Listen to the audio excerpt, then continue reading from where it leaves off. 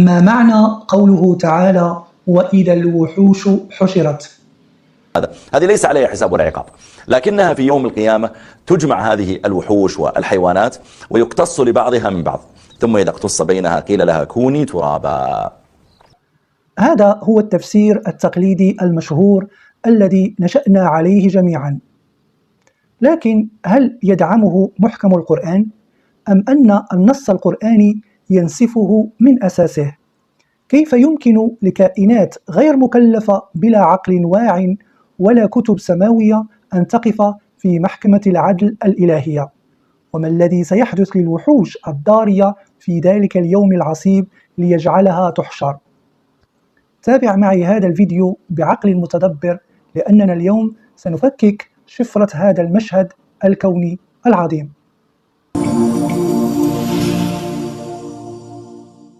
السلام عليكم وأهلا بكم إخواني الكرام. لكي نفهم هذا المشهد المهيب الذي يصوره قوله تعالى وإذا الوحوش حشرت، دعونا أولا نحدد بدقة ماذا نقصد بالوحوش.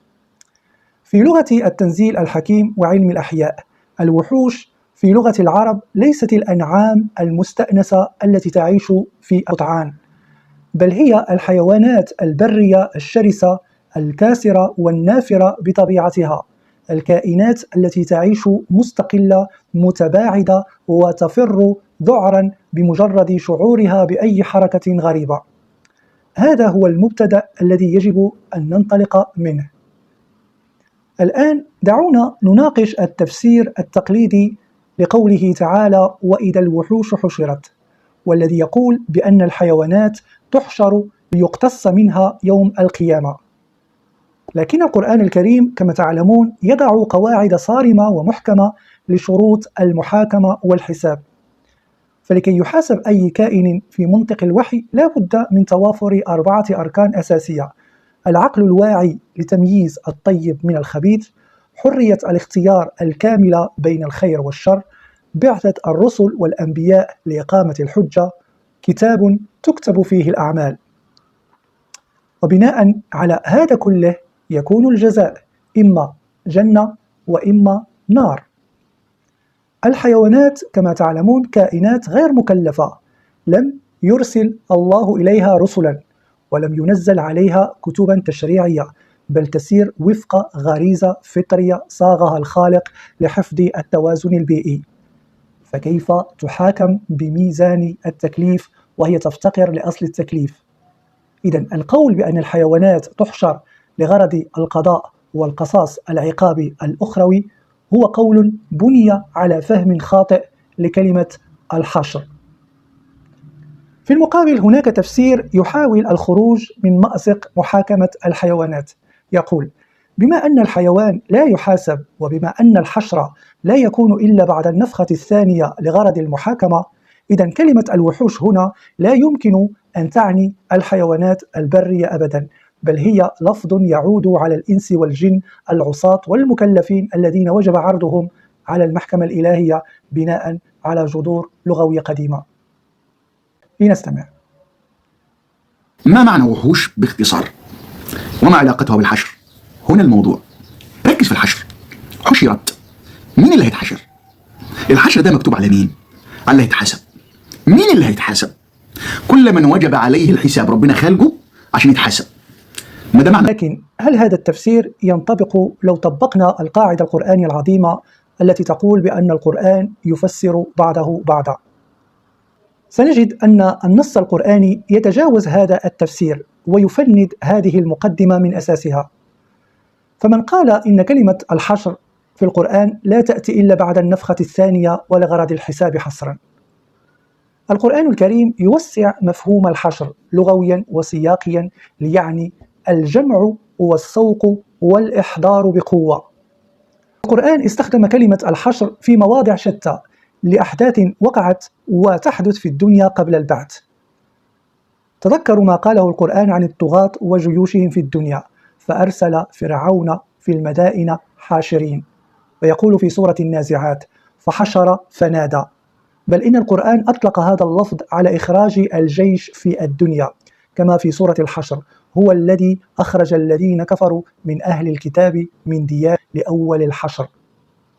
ولم يقف الأمر عند البشر، بل استخدم القرآن لفظ الحشر مع الطيور المسخرة في عهد الملك سليمان: والطير محشورة كل لله أواب. إذن حصر كلمة الحشر في المحاكمة الأخروية هو تضييق لغوي لا يدعمه النص القرآني، بل إن هناك آية في كتاب الله تقطع الشك باليقين وتنسف تماما فرضية أن هذا الفزع والاضطراب لا يكون إلا بعد البعث. ففي سورة الحج يقول تعالى: إن زلزلة الساعة شيء عظيم يوم ترونها تذهل كل مرضعة عما أرضعت وتضع كل ذات حمل حملها.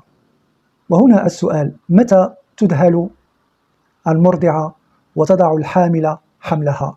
هل بعد البعث والنشأة الثانية؟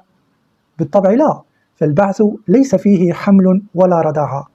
هذا يحدث وقت النفخة الأولى، وقت زلزلة الأرض وانقلاب النظام الكوني وتدمير الكوكب. هذا هو التوقيت الفعلي لأهوال بداية سورة التكوير.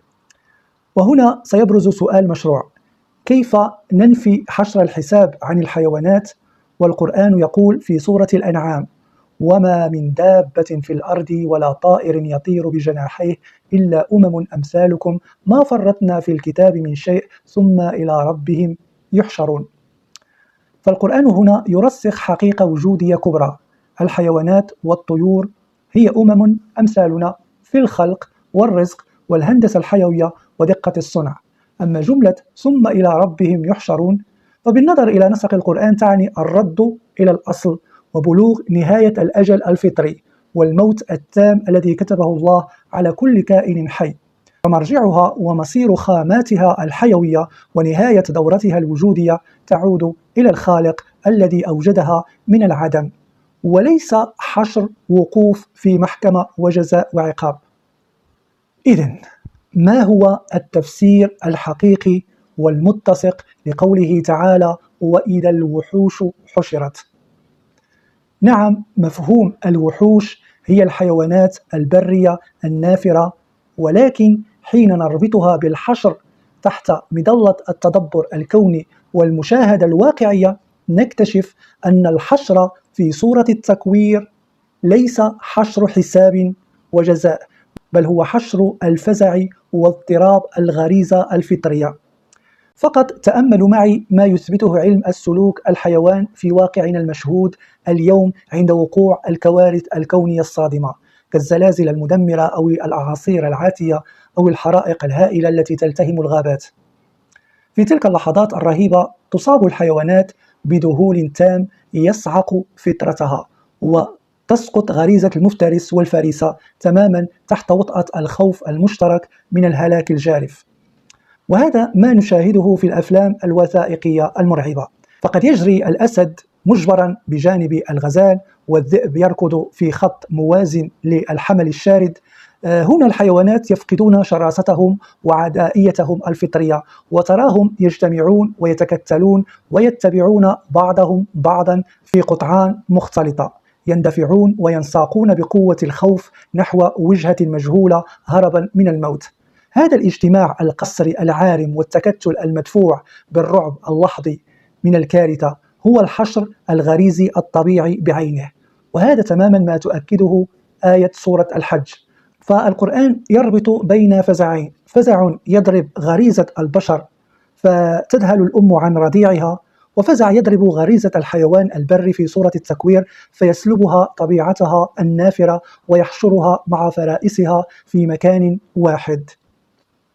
إخواني الكرام، انظروا كيف يتسق هذا المفهوم إعجازيا وبنائيا مع سورة التكوير بأكملها. في الحلقة السابقة كنا قد فككنا معا مفهوم الآية الرابعة، وهي قوله تعالى: وإذا العشار عطلت، وأثبتنا بالدليل والمنطق أن العشارة هنا هي كل الروابط والقرابات والتحالفات الإنسانية والعشائرية التي اعتمد البشر عليها، كلها ستتعطل وتتلاشى وتفترق من شدة الهول.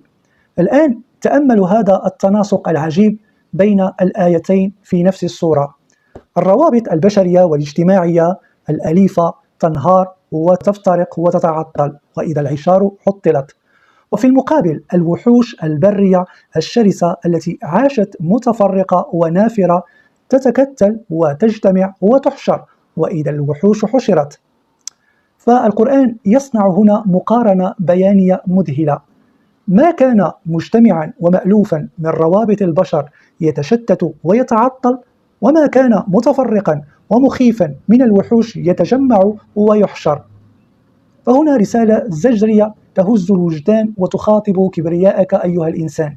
إذا كان هذا هو حال الوحوش الضارية تذهل عن طبيعتها المفترسة ويقتلها الذعر حتى تحشر مستسلمة بلا حيلة أمام أمر الله قبل بدء الحساب، فكيف سيكون حالك أنت؟ عندها ينتهي هذا العرض الكوني وتتحول هذه الحيوانات إلى تراب، لأن دورها في تصوير المشهد قد انتهى. سيتمنى الإنسان الكافر وهو يرى بداية حسابه الحقيقي لو أنه كان مجرد بهيمة أو وحش في ذلك المشهد ليفنى معها بلا حساب ولا عذاب، نادما ومتحسرا ويقول الكافر يا ليتني كنت ترابا. مشهد مرعب جدا، فجعلنا الله وإياكم ممن يستمعون القول فيتبعون أحسنه، ورزقنا وعيا وفهما حقيقيا ينير قلوبنا بكتابه الكريم. ولكم أن تتوسعوا في الموضوع أكثر من خلال تعليقاتكم. والسلام عليكم.